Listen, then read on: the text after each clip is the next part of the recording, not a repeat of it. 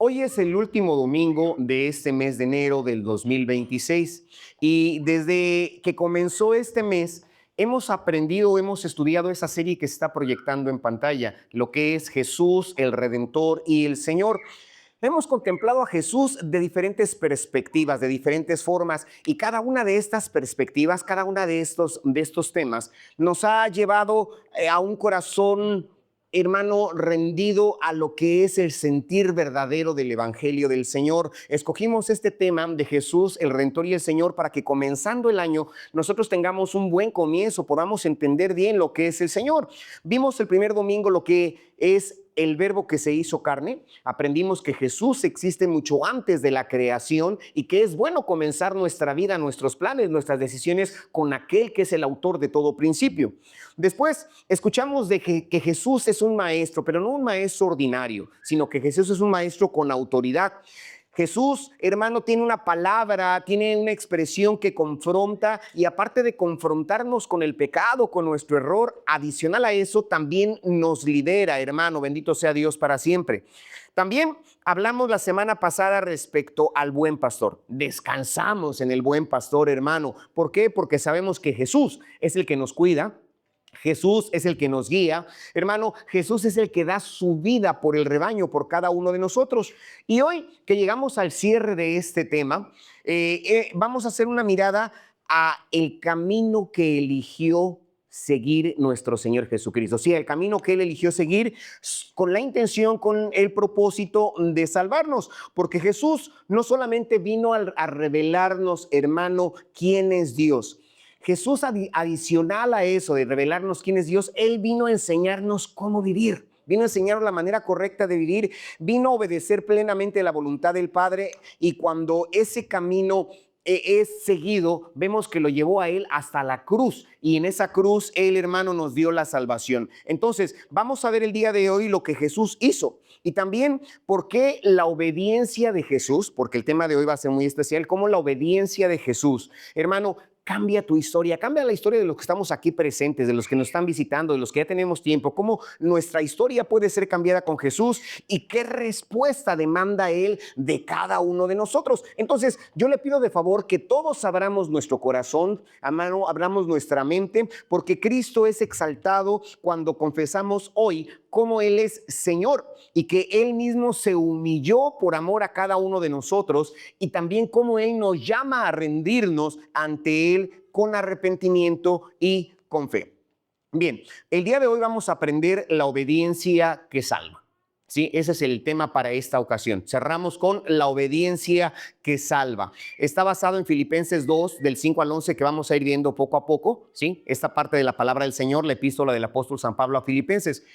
Fíjese bien, todos ahorita estamos conscientes que vivimos en una cultura que exalta la autoconfirmación, ¿sí? Las empoderadas, el éxito personal, el ascenso a cualquier precio. Y disculpe la expresión que voy a utilizar, pero creo que muchos de ustedes la han escuchado. Perdóneme por esta expresión. Por ahí se dice que el que no tranza no avanza. Y esto es parte del conocimiento, de la cultura, de que no me importa lo que hay que hacer con la intención de salir adelante, con la intención de avanzar. Pero hermano, eso es lo que la cultura, hermano, latina, mexicana y de otros lados nos enseña, pero el Evangelio nos va a presentar en esta ocasión una verdad que es radicalmente diferente. Escúcheme, radicalmente distinta a lo que nuestra cultura generalmente nos dice. ¿Cuál es esta verdad? La verdad es que la obediencia que parece humillación, escúcheme, la obediencia que parece humillación, en realidad es el camino hacia la salvación. ¿Por qué se los comento? Porque en esta epístola, en el capítulo 2 de Filipenses, el apóstol Pablo nos invita a mirar cómo Cristo es el Salvador.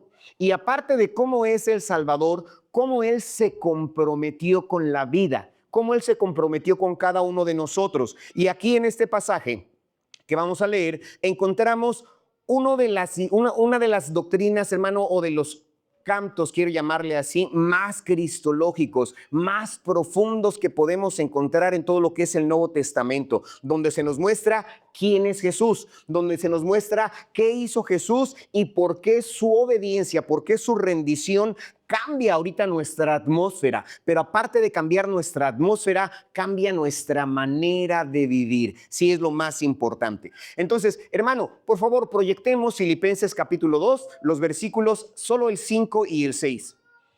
Dice la palabra del Señor: haya pues en vosotros este sentir que hubo también en Cristo, el cual, siendo en forma de Dios, no estimó el ser igual a Dios como cosa a que aferrarse. Fíjense bien, Pablo está comenzando este himno cristológico con un llamado directo, con un llamado muy personal. Antes de hablarnos de la cruz, antes de hablarnos del sacrificio, habla de la actitud que tiene Jesucristo, la actitud de nuestro Salvador, esa actitud interior de Cristo. ¿Cuál es? La obediencia. La obediencia que salva comienza en la mente, la obediencia que salva comienza en el corazón. ¿Sí? ¿Qué pasa? La exhortación en el versículo 1 dice: haya pues en vosotros este sentir, dice el versículo 5. ¿Sí? Haya pues en vosotros este sentir. Y justamente la vida cristiana no se reduce a comportamientos externos. Qué bueno que viniste al auditorio, qué bueno que vine al auditorio. Esto es bueno. Dice la palabra del Señor que no dejemos de congregarnos como muchos tienen por costumbre. Qué bueno que vino a congregarse. Pero la vida cristiana no se reduce solamente a este comportamiento, a un comportamiento externo. Fíjense bien, por favor, todos. La vida cristiana, en la verdadera vida cristiana, comienza en una disposición externa. Es lo más importante, una disposición en nuestro interior. Dice, este sentir, dice ese versículo. Y cuando dice este sentir, implica una mentalidad, ¿sí? Implica una actitud, implica una manera de pensar. Este sentir es lo que dice ahí Pablo. Y Pablo nos llama a que nosotros, cada uno de nosotros, adoptemos esta mentalidad, adoptemos esta manera de pensar, esta manera de actuar, sí, adoptar la forma en que Cristo piensa, no solamente admirarla. Sí, hay muchos admiradores de Cristo, hay mucha gente que lo considera un gran hombre, un gran filósofo, aquel que cambió radicalmente la historia, y nada más queda en eso, en admiración. Pero hermano, la vida cristiana no es solamente admirar la persona y la obra de Jesucristo. La verdadera cristiandad es adoptar la forma en que Él pensaba, la forma en que Él se manifiesta. Hermano, y antes de tratar de imitar las acciones de Cristo, porque vimos a un Cristo que sanaba a los enfermos y luego queremos ir a sanar a los enfermos. Vimos a un Cristo, hermano, que hacía milagros, que hacía señales, que caminaba sobre las aguas, y decimos por ahí, ay, hay que tratar de hacer todo como Él. Y hay gente osada, hermano, por no decir hereje, que hasta dice: yo también voy a caminar porque soy igual que Cristo, voy a caminar sobre las aguas. Pero no se trata solamente de imitar las acciones de Jesús. Antes que eso, debemos de aferrarnos, hermano, a la manera en que Cristo veía la vida, en que Cristo vio la vida, hermano, porque Cristo no actuó por impulso. Si nuestro Señor no actuó, hermano, nada más por una decisión sin pensar. ¿Qué pasa? Jesucristo actuó desde una humildad consciente, desde una actitud deliberada. El texto de oro: porque de tal manera amó Dios al mundo que dio a su Hijo unigénito. Ese dio a su Hijo unigénito, el que Cristo se entregara por cada uno de nosotros, tiene una intención, hermano. Y adicional a eso dice el versículo 6, fíjese que nos dice que nosotros debemos de ver la vida como Cristo. Haya en ti, en cada uno de nosotros, el pensar de Cristo Jesús. ¿Cómo era esto? Fíjense bien, el versículo 6 en su primera parte dice: el cual, siendo en forma de Dios. Y esto nos afirma claramente la divinidad plena de Cristo Jesús. Por ahí hay quienes enseñan, comentan y dicen que Jesucristo no es Dios. Pero aquí Pablo nos está diciendo: el cual, siendo en forma de Dios. Nos está diciendo que Jesucristo no es un ser creado, Jesucristo no es inferior al Padre, que Jesucristo comparte la misma esencia divina con el Padre, el cual dice siendo en forma de Dios. Entonces Jesús no estaba buscando llegar a ser Dios, porque Jesús ya es Dios. Jesús desde los principios es Dios, hermano, y esto es crucial, esto es importante que usted lo entienda, que la humildad de Cristo no nace porque Él sea inferior al Padre. ¿Sí? Esa obediencia de ir hasta la muerte, hermano, no es por una inferioridad, sino es por una seguridad, porque Él estaba confiado, Él estaba certero de quién era, de que Él es Dios. ¿Sí? Y en esta confianza Él actúa. ¿Qué hace el hermano? Dice: el cual, siendo en forma de Dios, no estimó ser igual a Dios como cosa a qué aferrarse. Y esto, hermano, nos da el corazón del pasaje. Quiero que lo lleven en mente. Este es el corazón del pasaje. ¿Qué pasa? Que Jesús no utilizó su posición divina como un derecho por defender, ¿sí? Soy igual a Dios. ¿Qué voy a hacer? Si soy igual a Dios, si soy Dios, ¿me voy a quedar en esa posición? No, hermano, aquí vemos que Él realmente experimentó un gran amor por nosotros. Él pudo soltar esta posición divina por amor a cada uno de nosotros. No se aferró al estatus divino. ¿Sí? Hermano, no se protegió a sí mismo porque sabemos que su muerte fue una muerte tremenda. Él fue latigado, fue, hermano, dejado. Hermano, el simple hecho de estar colgado en una cruz representa grandes cosas y la verdadera humildad nos hace pensar en lo que Cristo hizo por cada uno de nosotros, en lo que Él decidió, hermano. Y Él dice que aquí, dice, no como algo a que aferrarse, porque legítimamente le corresponde. Él es Dios, legítimamente esa es su posición, hermano, pero Él lo que hizo es entregar su vida por amor a cada uno de nosotros y la humildad de Cristo, esto, hermano, el bajar y no aferrarse a esta posición divina fue su voluntad por amor a cada uno de nosotros, porque nos ama, ¿sí? Porque tiene misericordia de cada uno de nosotros, hermano, no es una cuestión que el Padre le haya impuesto y ve y muere, no. Voluntariamente decide y es lo más importante. Entonces, necesitamos examinar nuestra actitud, hermano, antes que nuestras acciones. ¿Cuál es nuestra actitud antes que nuestras acciones? La obediencia comienza en una mente rendida a Cristo. ¿Cómo es tu mente? Tus actitudes deben ser de acuerdo a una mente que se rinde a Cristo, no una mente que quiere ganar una posición, no una mente que quiere ganar una fama, no una mente que quiere destacar sobre todos. No, hermano, una mente que está rendida completamente a Cristo. Y también vemos que la humildad cristiana se demuestra cuando nosotros soltamos el orgullo. Aquí Cristo está soltando, dice, como cosa no a que aferrarse.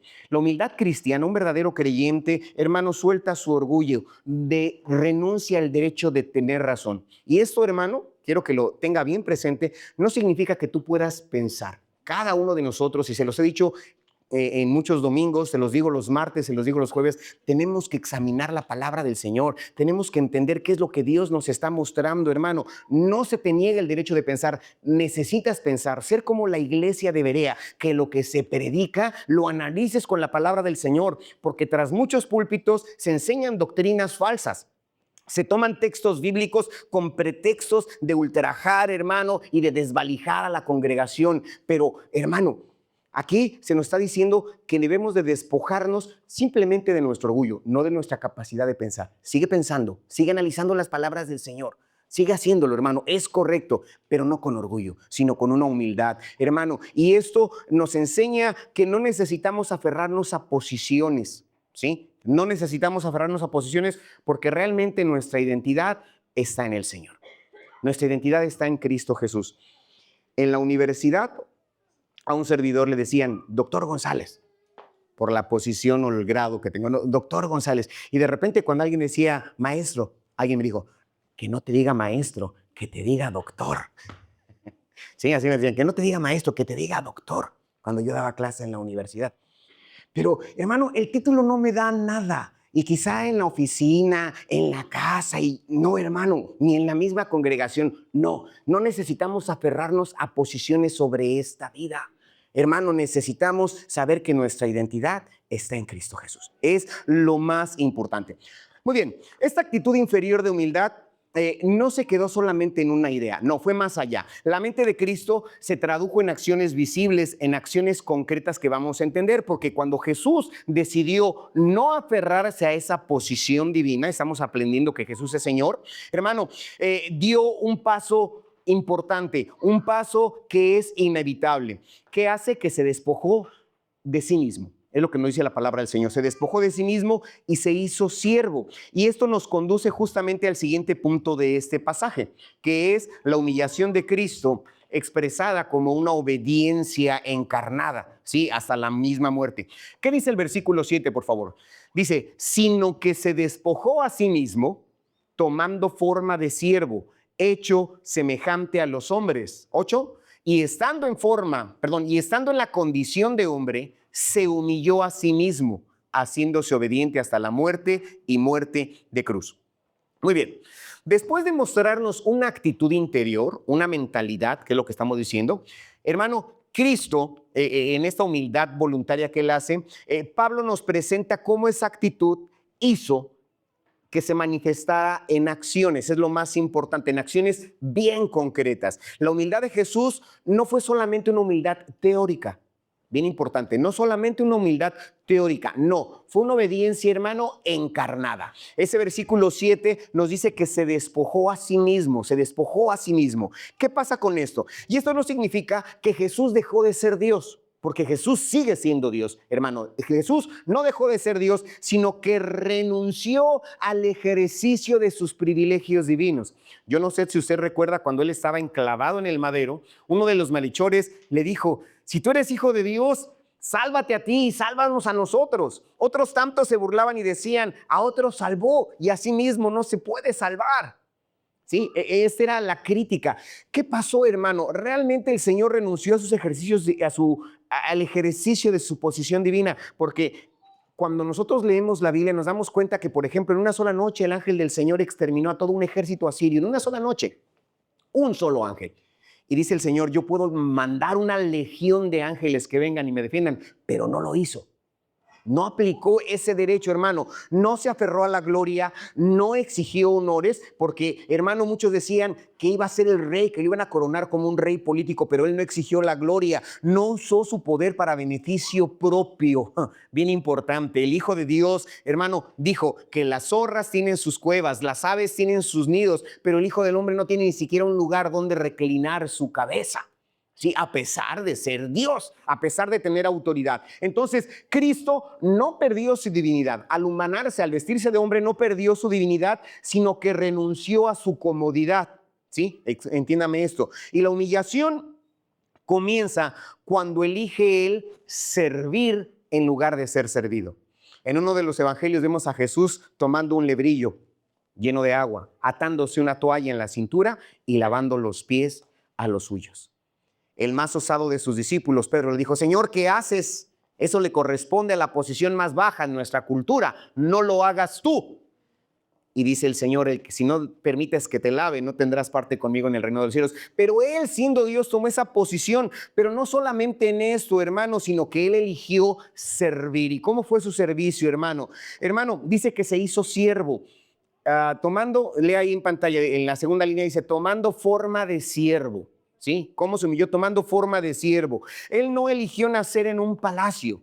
Sí, lo estudiamos en diciembre. No nació en un palacio. Él vino a nacer en humildad, en un humilde pesebre, hermano.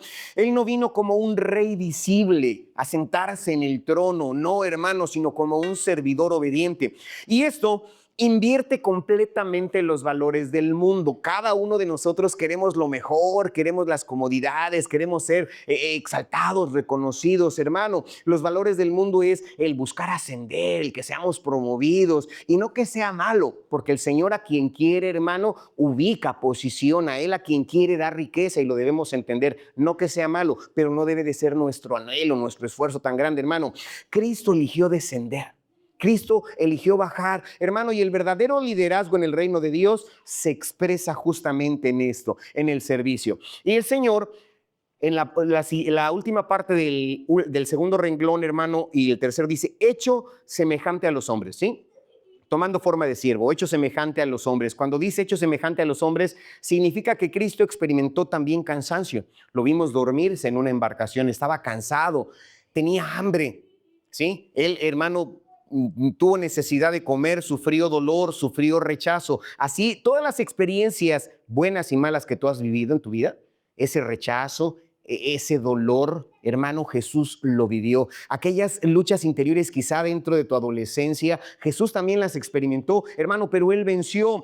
No observó nuestra condición desde lejos. No, hermano, ¿qué hizo? Él asumió la humanidad. Él se vistió de humano y experimentó los dolores que nosotros podemos experimentar, hermano. Y esto nos asegura una cosa. ¿Qué nos asegura? Que Jesús comprende tu sufrimiento. Sí, Jesús comprende tu dolor, Jesús comprende tus angustias, lo debes de tener en mente. Él entiende lo que hay en tu vida. Su obediencia fue vivida en carne real, ¿sí? muchas ocasiones los capitanes de las guerras anteriores y también inclusive hasta en las actuales se quedan en sus oficinas planeando o en la parte oculta de los palacios y mandaban, hermano, a la gente a la guerra, pero ellos no iban. Jesús no fue así. Él fue al frente, hermano, se encarnó. Hermano, y no fue solamente una teoría espiritual, sino fue una práctica real. Entonces, ¿qué pasa? Que Cristo, hermano, se humilló, tomó forma de siervo y dice el versículo 8, que esta obediencia, dice, y estando en condición de hombre, se humilló hasta lo sumo, haciéndose obediente, fíjese, hermano, ¿hasta dónde? Hasta la muerte. ¿Y qué tipo de muerte? Muerte de cruz. Aquí está el punto más bajo del descenso de Cristo. ¿Por qué el más bajo del descenso de Cristo? Porque la cruz, hermano, no solamente fue muerte. Nosotros no somos hebreos, tampoco somos romanos y no somos del siglo I. Somos mexicanos y han pasado 20 siglos de todo este acontecimiento. Pero quiero que sepa usted que en ese tiempo, en el siglo I, bajo el Imperio Romano, el ser colgado en una cruz era una vergüenza pública. ¿Sí? Era una vergüenza pública. Y el ser colgado en una cruz, hermano, nos pintan al Señor inclusive en paños menores, pero la realidad es que Él estaba desnudo. Era una exposición completamente. El estar colgado en un madero era una pena exclusiva para los criminales, para los peores criminales, y ahí estaba Jesús, obediente hasta la muerte y muerte de cruz. E incluso, no solamente con los romanos, mucho antes que el Imperio Romano fuese consolidado, en el libro de Deuteronomio encontramos que la cruz es símbolo de maldición. Ahí nos dice, maldito todo aquel que es colgado de un madero. Se humilló hasta la muerte y muerte de cruz.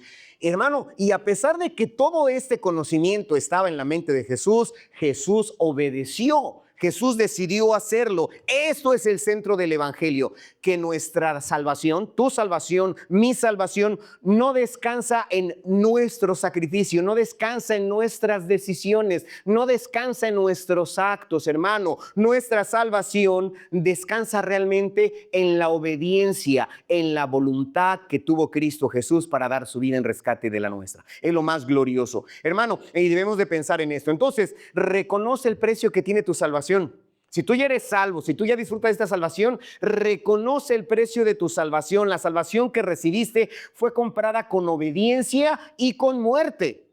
¿Sí? Con obediencia y con muerte. Aprende, hermano, aprendamos nosotros a obedecer a pesar de que nos cueste, porque la obediencia cristiana no siempre es cómoda. Ahorita en las redes sociales está circulando a un pastor en los estados del sur de nuestro México que primero fue encarcelado, después fue expulsado de su población y muchas cuestiones solamente por la cuestión de ser un predicador. Hermano, y también en muchos lados se nos critica, se nos comenta de nuestra creencia, de nuestra cristiandad, pero la obediencia cristiana no siempre es cómoda. Hay de aquellos que dicen que el evangelio es un lecho de rosas y va a ser un mar de prosperidad, porque eso es mentira. La Biblia no nos enseña eso. Cristo no nos dice que vamos a ser enriquecidos y que este va a ser el año de tu empresa. No, no es cierto.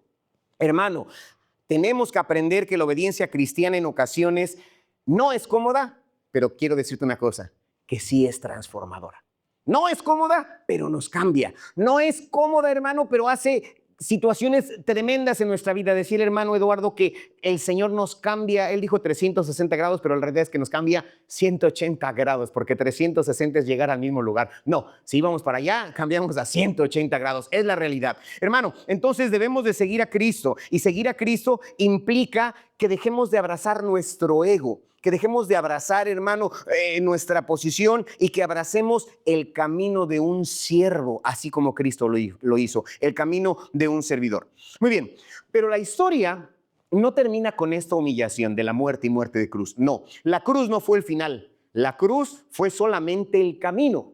Fue solamente el camino, porque la obediencia que desciende de Dios, hermano, esa obediencia que desciende de Dios también exalta, y eso nos conduce al siguiente movimiento de este pasaje, ¿sí? Donde la exaltación de Cristo, que es la respuesta del Padre. Dice el versículo 9, por favor. Por lo cual, o sea, después de que Cristo se humilló, fíjese, esa parte de por lo cual es la consecuencia de el que Cristo haya sido obediente y se haya humillado. Dice, por lo cual Dios también le exaltó hasta lo sumo y le dio un nombre que es sobre todo nombre. El siguiente versículo, para que en el nombre de Jesús se doble toda rodilla de los que están en los cielos y en la tierra y debajo de la tierra. 11. Y toda lengua confiese que Jesucristo es el Señor, para gloria de Dios Padre.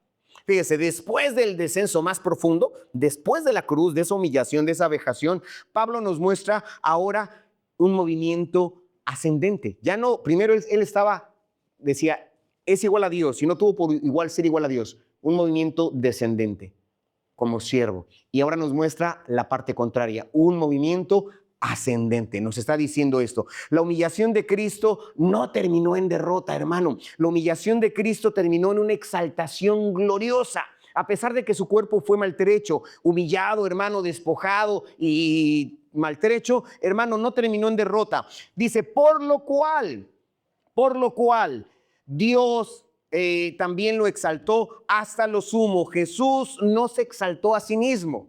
Él fue obediente, hermano, pero Jesús, ya vestido de hombre, humanado, no, hermano, se exaltó a sí mismo, no reclamó honra, acordémonos, no tuvo por usurpación ser igual a Dios, no exigió un reconocimiento, fue Dios, fue el Padre, por lo cual Dios también lo exaltó, es lo que dice la palabra, fue Dios quien respondió a la obediencia perfecta del Hijo. ¿Qué pasa, hermano? Que el reino de Dios, o en el reino de Dios, fíjese, en el reino de Dios, la exaltación siempre viene después de la obediencia. En el reino de Dios, la exaltación siempre viene después de la obediencia y siempre proviene de Dios. Esta exaltación proviene de Dios, no del esfuerzo humano, no de lo que nosotros hagamos. Es Dios quien nos bendice, hermano. Y esto afirma que la cruz, el sacrificio de Cristo, no fue un fracaso, sino fue el camino hacia la misma gloria. ¿Qué pasa? ¿Cómo fue su exaltación? Dice que Dios le dio un nombre que es sobre todo nombre. Este nombre que podemos leer ahí en el versículo 9, dice, este nombre que se le dio no solo es una designación verbal. ¿Se acuerdan del primer hombre, Adán? La Biblia nos dice que todos los animales fueron nombrados por él. Tú jirafa, tú elefante y etcétera. Sí, son simplemente designaciones verbales. Pero aquí no es solamente una designación verbal, sino es una autoridad. Sí, hermano, es una identidad, es un señorío el que obtiene Cristo con esta obediencia. Jesús es reconocido públicamente como un Señor, es reconocido como un soberano. Dice, le dio un nombre que es sobre todo nombre. ¿Qué está declarando Pablo aquí? Pablo está declarando que Cristo es superior a todo poder humano. Aprende esto, hermano, conócelo. Cristo es superior a todo poder humano. Cristo es superior a toda autoridad espiritual.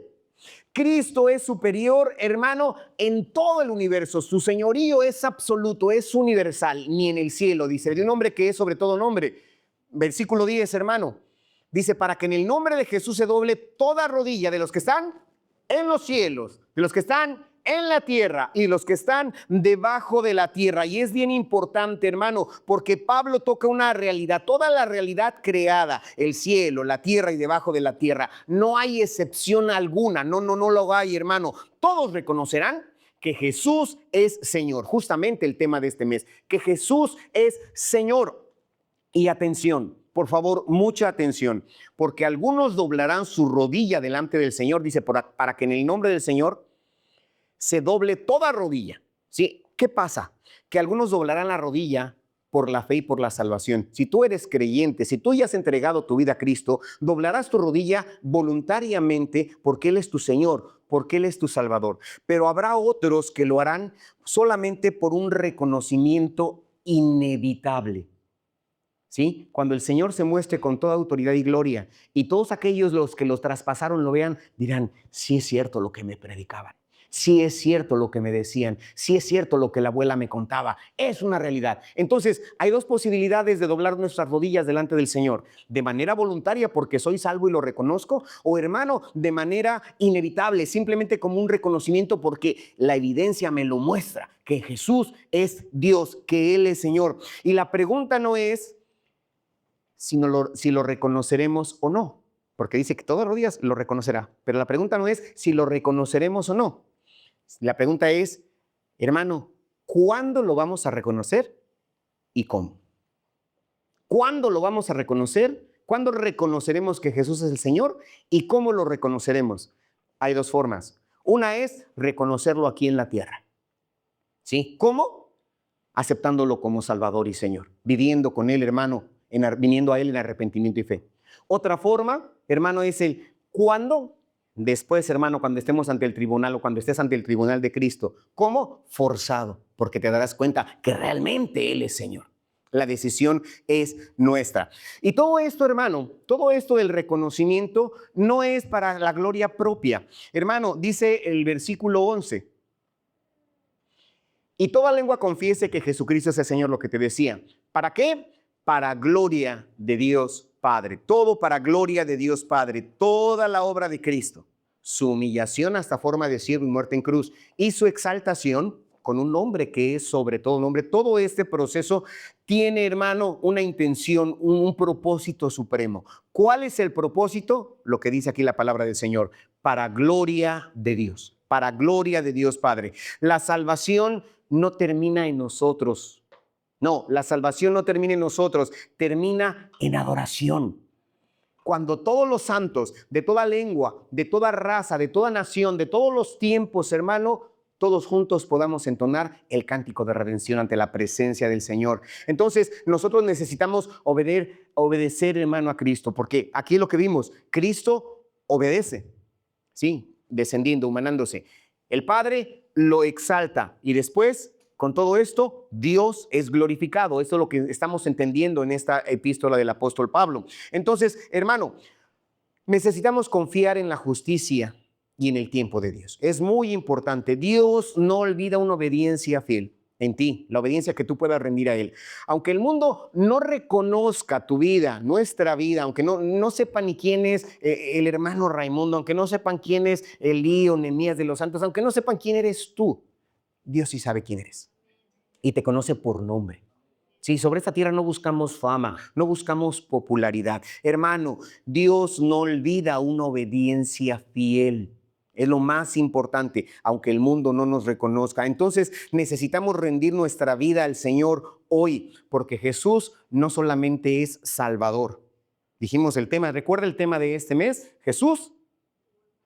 Por favor, ¿cuál es el tema de este mes? Jesús, Salvador y Señor. Entonces, Jesús, hermano, no solamente es Salvador, Jesús también es Señor, es Redentor y es Señor. Entonces necesitamos, hermano, vivir para la gloria de Dios, no para nuestra propia gloria. Seguiremos trabajando, seguiremos yendo a nuestras labores, seguiremos, hermano, atendiendo nuestros hogares, sus casas, las mamás y los niños estudiando. No debemos de dejarlo de hacer, hermano, pero debemos de vivir como si cada día fuera el último día de nuestra existencia o el Señor regresara. ¿Para qué, hermano? Porque la verdadera exaltación le pertenece a nuestro Dios. Es lo más importante. Muy bien, entonces, este pasaje no solamente fue para describirnos, hermano, y a Cristo y que lo admiremos desde lejos. Sí, no, ¿qué pasa, hermano? Cristo comenzó diciendo, haya pues en vosotros este sentir, en el versículo 5, haya pues en vosotros este sentir. Me estoy regresando, quiero terminar con lo que comenzamos. Cristo se humilló, Cristo obedeció, Cristo fue exaltado y entonces surge la pregunta inevitable para cada uno de nosotros. ¿Cómo debe de transformar esta verdad, hermano, nuestra manera de vivir hoy, aquí en enero del 2026, en el estado de Quintana Roo? ¿Cómo podemos aplicar todo esto?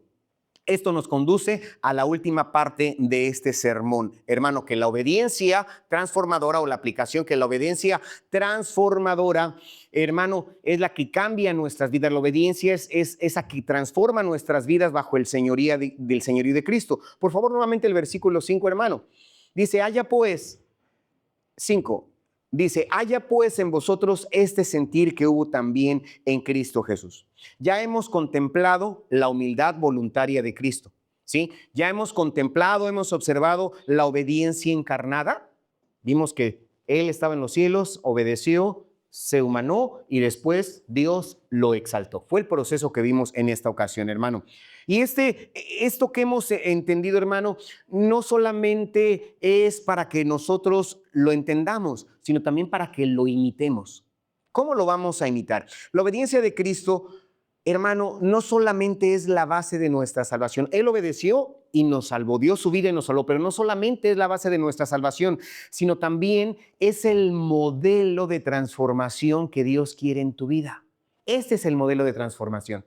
Que yo sea humilde, obedezca, y el Señor me ha de exaltar. Este es el modelo que quiere. Entonces, ¿qué pasa, hermano? Que la obediencia cristiana comienza con una mente renovada, con una mentalidad ubicada. ¿En qué, hermano? En la palabra del Señor. Haya pues en vosotros este sentir. Entonces, Pablo nos está recordando que el cambio verdadero no es tanto en las conductas. Qué bueno que procuras y te esfuerzas, pero no solamente es la conducta externa, sino es esa mentalidad que tengas presente en tu mente, que tengas presente en tu corazón, tu identidad como cristiano, como cristiana, una mente que renuncia al orgullo, ¿sí? Una mente que está dispuesta a servir, hermano, a los demás, una mente que confía en el plan de Dios, aunque el mundo no lo entienda. Eso es lo que debemos ver, hermano. Entonces, no viviremos como Cristo si no aprendemos a pensar como Cristo.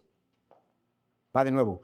No aprenderemos a vivir como Cristo sin antes pensar como Cristo.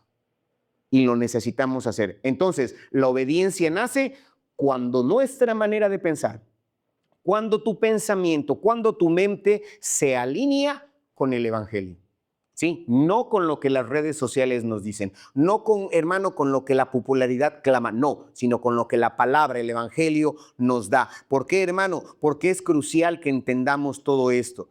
No obedecemos para ser salvos, ¿sí? No obedecemos para ser salvos. No, esta no es la base de nuestra obediencia. Obedecemos a Dios porque ya somos salvos, ¿sí? Obedecemos a Dios porque ya hemos sido salvados. La obediencia cristiana es esa respuesta agradecida a lo que Dios hizo en nosotros.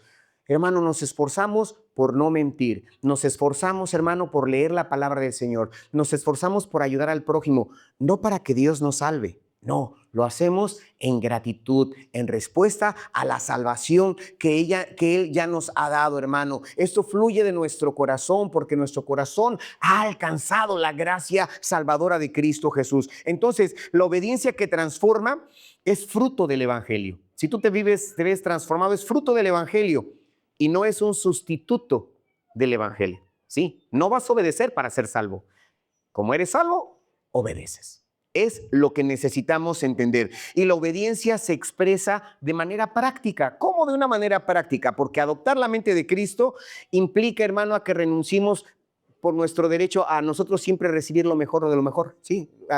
Como aquella frase que no voy a repetir que le dijo en principio, quiero avanzar, tengo que pisar a los demás. No, hermano, comienza en renunciar al derecho a ser el primero sobre esta tierra. Dice la palabra del Señor que el que se humilla será exaltado, pero el que se exalta sobre esa tierra será humillado. El que quiera ser el primero en el reino de los cielos tiene que ser el servidor de todos. Es lo que la palabra nos enseña. Entonces debemos elegir servir antes que ser servidos.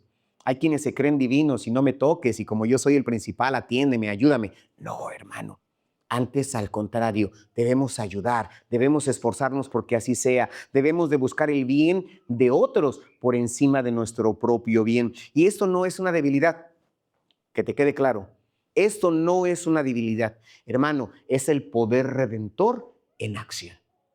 El vivir así es el poder redentor en acción, porque Jesús nos muestra que la verdadera grandeza, escúchame, la verdadera grandeza en el reino de Dios se mide por una obediencia humilde. No tuvo por usurpación ser igual a Dios y es Dios. Se humilló a sí mismo y es Dios. Hermano, teniendo ese privilegio divino, tomó forma humana, conforme nosotros explicamos. Es lo que vemos aquí en la palabra del Señor y debemos entender. Entonces, yo te invito a que en esta tarde analices tu manera de pensar. Sí, hermano, hermana, amigo, amiga. Quiero llevarte a un análisis profundo de tu manera de pensar. ¿Tu manera de pensar refleja la mente de Cristo o refleja la lógica de este mundo? ¿Cómo conoceré la mente de Cristo? A través del Evangelio. ¿Cómo es tu mente? ¿Cómo actúas? ¿Cómo es tu manera de pensar? ¿Refleja la mente de Cristo? ¿Realmente es así? Piensa en esto. Quiero que identifiques áreas en tu vida, áreas en tu corazón donde Dios te llama a que le obedezcas hoy. Que a partir de hoy te doblegues a Él, que la transformación comience en ese acto de obediencia. Necesito obedecer a Dios. Quizá hay vicios ocultos. Y cuando digo vicios ocultos, no necesariamente que estés fumando, tomando o cualquier cosa, porque inclusive al estar quizá sentado frente a tu computadora, a tu celular, tu tableta, viendo cosas que no debieras ver o perdiendo el tiempo, también eso es un vicio, ¿sí? Que ¿hay alguna parte en tu vida que necesitas rendirle al Señor realmente, que Él te transforme, que cambie tu corazón? Tenemos, no iba a decir tienes, pero me incluyo.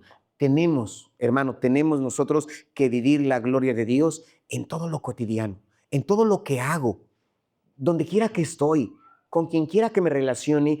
Tengo, hermano, que mostrar la gloria de Dios, porque la obediencia diaria también es adoración. Qué bonito es ver aquí a las tres hermanas cantando, a los hermanos tocando y también, hermanos, a los cantantes, ¿no? Y qué bonito es cuando tú palmeas y levantas tus manos. Eso es adoración y es buena. Pero la mayor adoración y la que más le agrada a Dios es tu obediencia y tu estilo de vida fuera del auditorio. Qué bueno que cantamos y nos gozamos y a veces hasta nuestra lágrima cae porque sentimos el gozo. ¡Qué bonita adoración! Pero en verdad te lo digo, que la verdadera adoración es en nuestro diario vivir.